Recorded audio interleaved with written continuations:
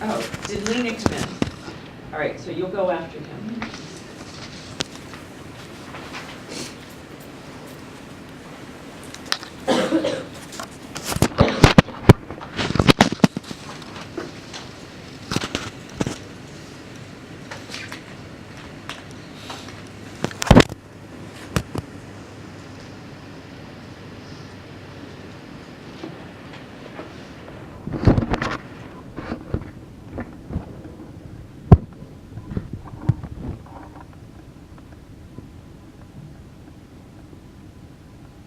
Oh, do you want a camera, by the way?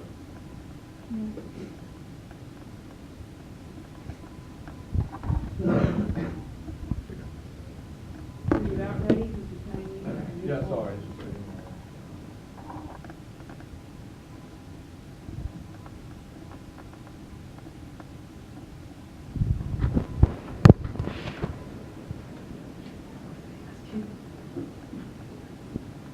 Does it work for the online version? The clicker?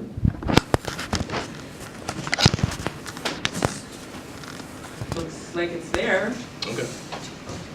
but try it with the clicker, because Okay, cool. good.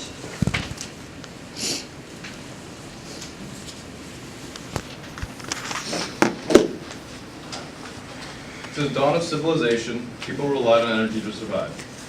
They used the energy of the sun to grow crops, and they used wood to burn fire, to make fire, to make heat, and to survive. In 1776, America was founded after the Revolutionary War, and it gained its independence from England and began to grow its own country. It wasn't until the Industrial Revolution that occurred in 1820 that America began to depend on burning fossil fuel to provide necessities of businesses and homes. Excuse me. During this time, America began to expand west and needed efficient forms of transportation to link one side of the country to the other. Electricity was also popularized around this time period, and it created even a larger dependence for fossil fuels. So, three most used forms of fossil fuels today is coal, petroleum, which is also oil, gasoline, diesel, and natural gas. And as the years pass, well, never mind, sorry. I said that. So coal.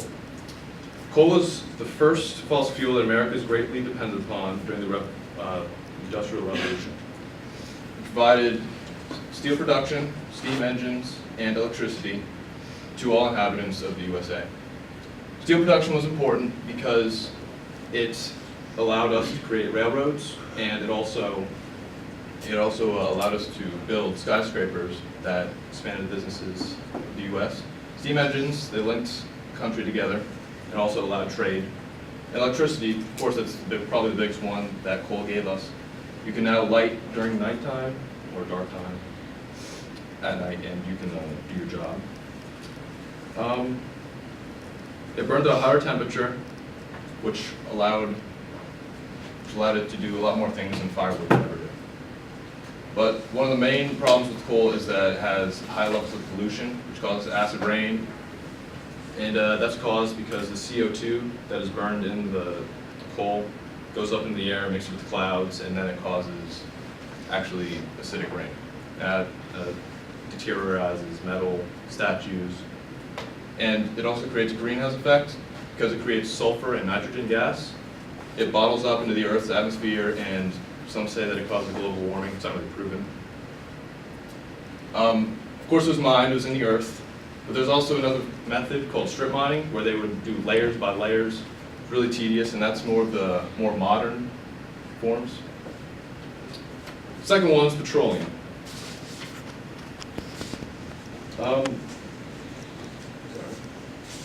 Petroleum production was started in the late 1800s and was popularized by John D. Rockefeller with Standard Oil Company.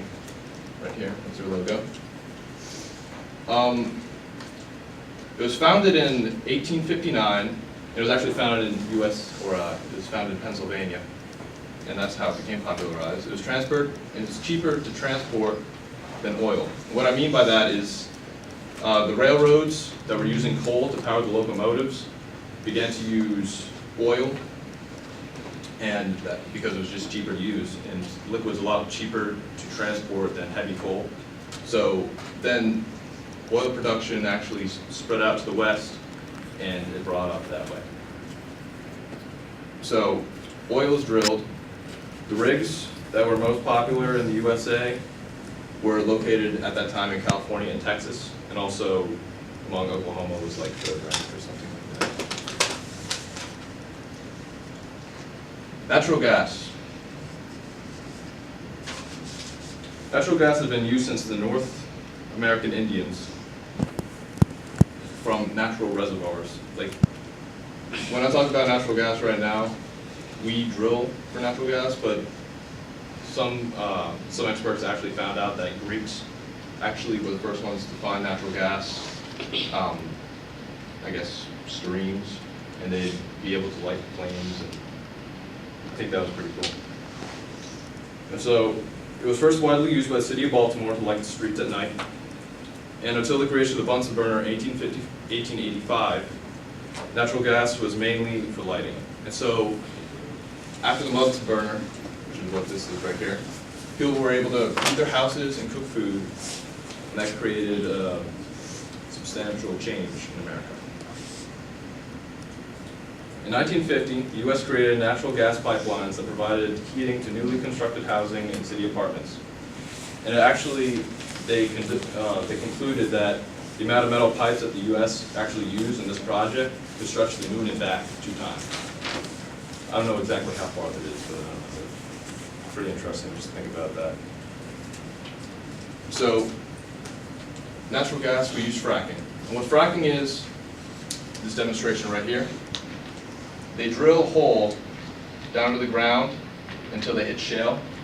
And what shale is, shale contains actually natural gas, and that's where they get it from. And how to get it out of the shale is process fracking, where they pump water, sand, and other chemicals into the ground, and that causes it to crack, and the gas releases and it goes up to the pipe, and they collect it that way. Some people have an issue because you see there's a water reservoir underneath the ground, and sometimes the chemicals can leak from the concrete barriers that they try to create around the pipe to secure the chemicals, water, sand. So people just have an issue with that. And they're trying to find more efficient ways to drill so that they don't put the chemicals into the ground and just create havoc. But here we go, here's the chart. Natural gas starting to boom in the US, about 30%. Coal's 18, still dwindling, but still staying alive.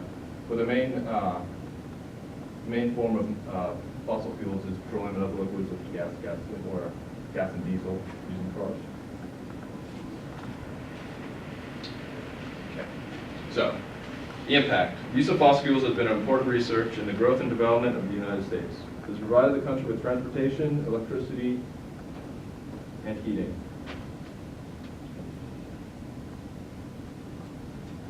And many other appliances that have shaped the nation into what it is today. Hopefully the technologies of extracting and using fossil fuels will become more efficient and eco-friendly in America and to the rest of the world as it progresses through time. Thank you.